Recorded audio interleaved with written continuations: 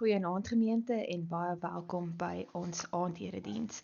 Ons is nog steeds besig met die tema van verhoudings of die huwelik en ons trek vanaand by opname nommer 9. Maar baie welkom by vanaand se erediens. Voordat ons verder gaan met vanaand se tema, kom ons raak eers rustig en ons bid saam. Onse Vader wat in die hemel is, Here, dankie dat U ons geseën en gespaar het met nog 'n dag. Here, dankie dat ons kan weet dat U vir ons lief is.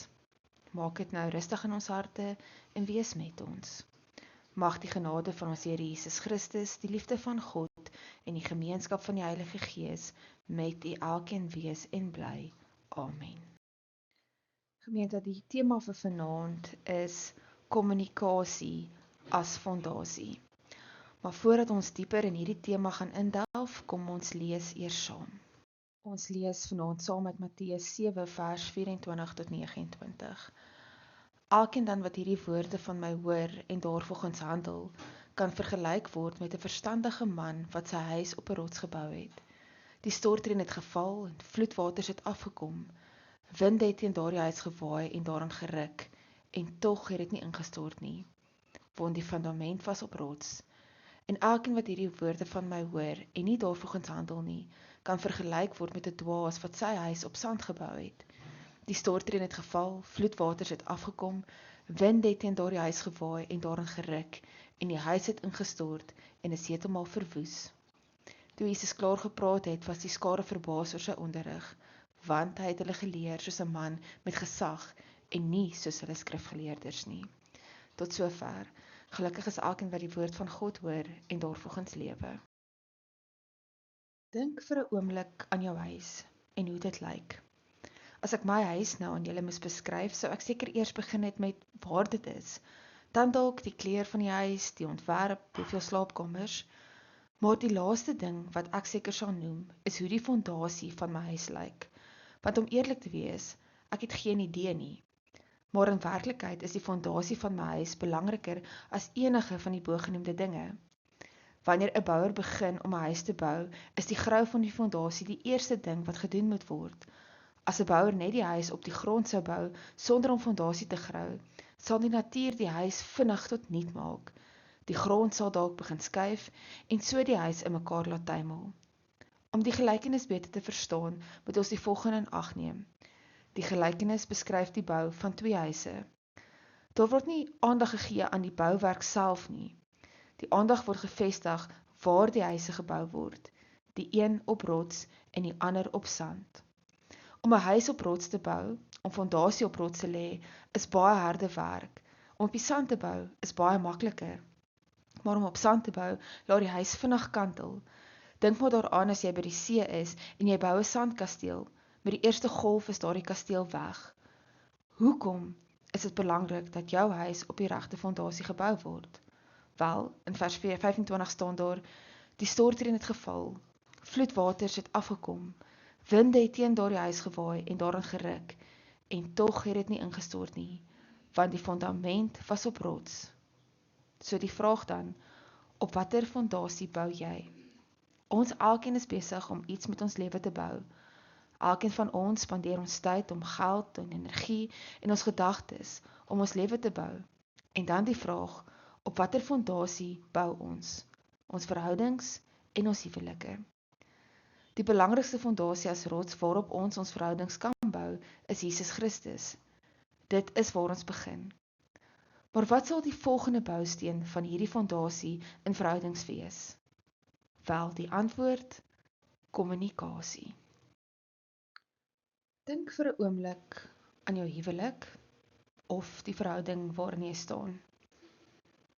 Kommunikeer jy elke dag? Waaroor praat julle? Maak julle tyd om te praat? Nie 'n WhatsApp hierdie dag om iets te reël nie. Nee, maak julle tyd om mekaar in die oë te kyk en te praat. Dink vir 'n oomblik aan daardie ou tydse radio's wat jy moes stel om op die regte frekwensie te kom. Meeste van die oggende as jy in die kar klim, vang die radiostasie op. Maar soms as jy ver ry en buite sekere grense gaan, moet jy weer so 'n bietjie die radio tune om op die regte stasie, op die regte frekwensie te kom.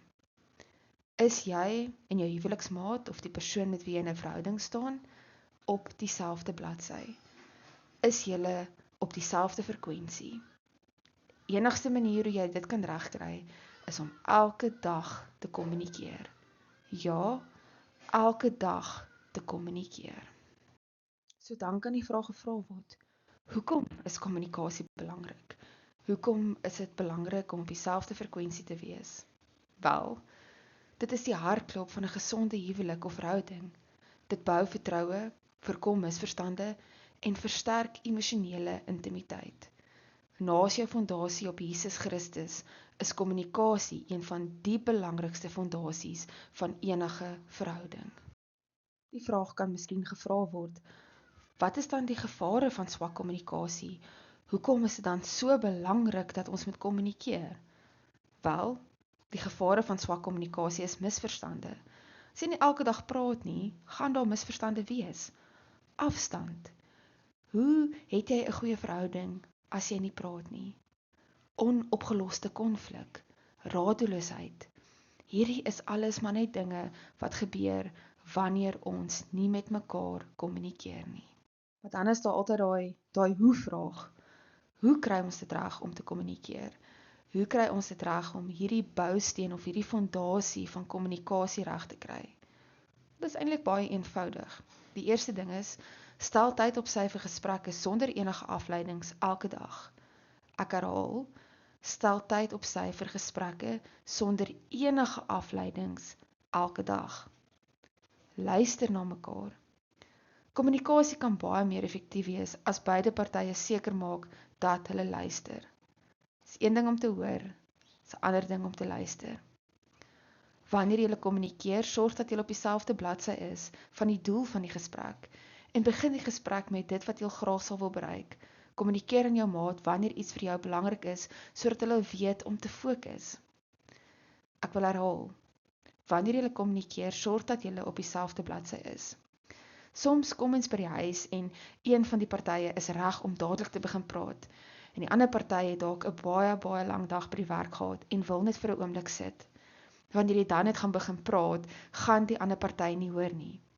Maak seker dat jy op dieselfde bladsy van kommunikasie is. Sê vir jou maat, ek wil nou met jou kommunikeer en ek wil graag hê ons moet oor die volgende praat. Maak seker jy is op dieselfde bladsy. As jy nie verstaan nie, vra. Wanneer jy onseker is, vra jou maat of hy reg verstaan is. Dit help om misverstande te voorkom. Partykeer neem ons maar net aan ons maat verstaan wat ons besig is om te sê, wat nie altyd die realiteit is nie.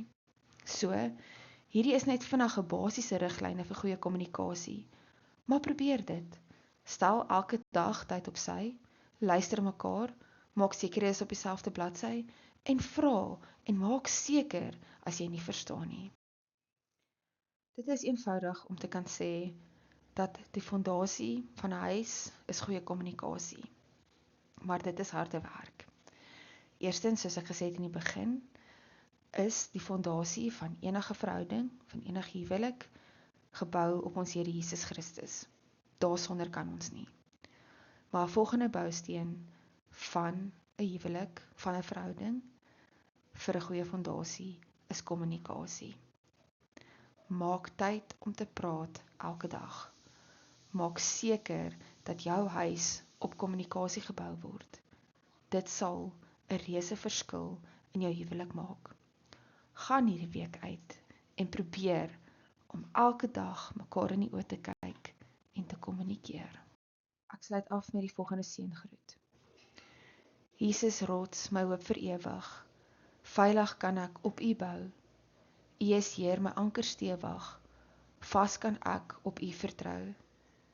Deur U mag, deur die krag, dra U my van dag tot dag. Mag die genade en vrede van God ons Vader, van Jesus Christus die Here en die kragvolle werking van die Heilige Gees met jou elkeen wees en bly. En mag jy hierdie week elke dag met jou lewensmaat praat. Amen.